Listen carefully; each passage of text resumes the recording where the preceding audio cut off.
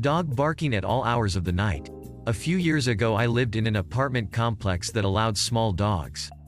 I did not have one, but my upstairs neighbor had one.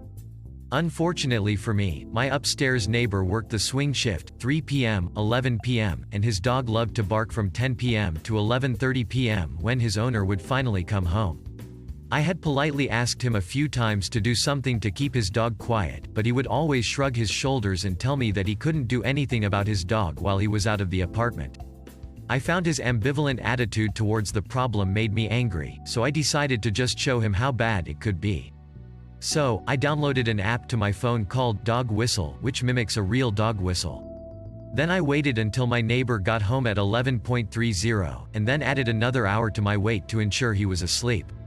Once it was 12:30 a.m., I plugged my phone into a large speaker, and boosted the volume to as loud as it would go.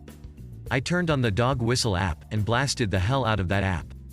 As most of you know, dog whistles cannot be heard by humans, only dogs. I woke up my neighbor's ass with his own damn dog. And that dog wouldn't shut up when the app was going. So for the next few hours I would play the app for 15 minutes, then turn it off for 30 minutes, just so my neighbor would fall back asleep, then bang, Dog Whistle app on full blast again. By 4 a.m., I decided I had made my petty revenge apparent. A few days later he knocked on my door and apologized.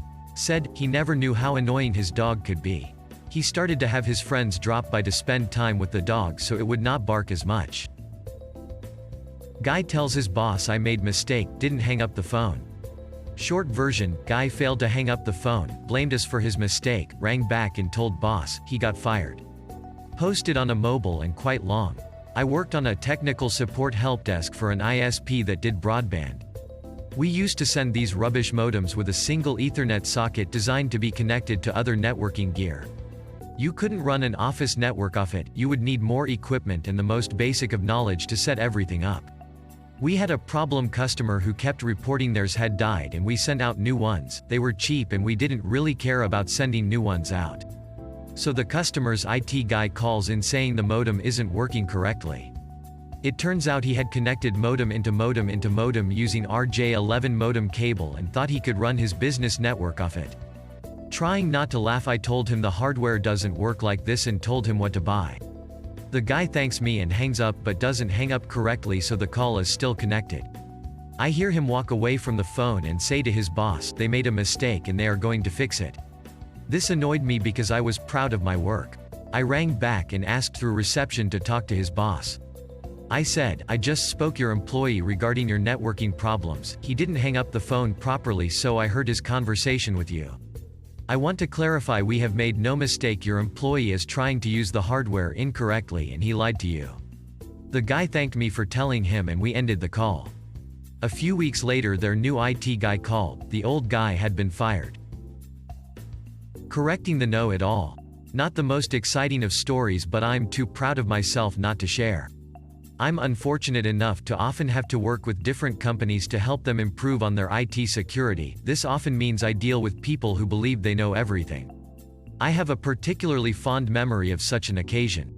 I'd been working with a company for around 2 months when they hired a new team lead for their security team.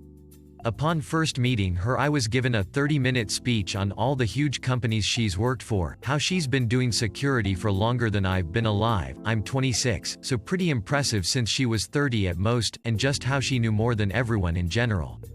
I put up with days and days of her telling me how I should be doing my job, none of which was correct, and how she has done this work for much bigger companies. Eventually I decided to get some payback.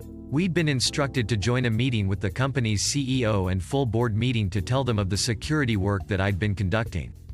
In the lead up to said meeting I ran the unbearable woman through the work I'd been doing and what would happen next so that she could present it to the board as her work. Little did she know I'd spent the entire time hiding small mistakes in her presentation, not huge ones that she'd spot, but just small errors that would need correcting. With a smile on my face I strolled into that meeting and took great pleasure in calling out every single one of the errors in her work. After 10 minutes the CEO asked if I'd like to finish it off, as it appeared I knew what I was talking about. I thought she would explode with how red she had gone.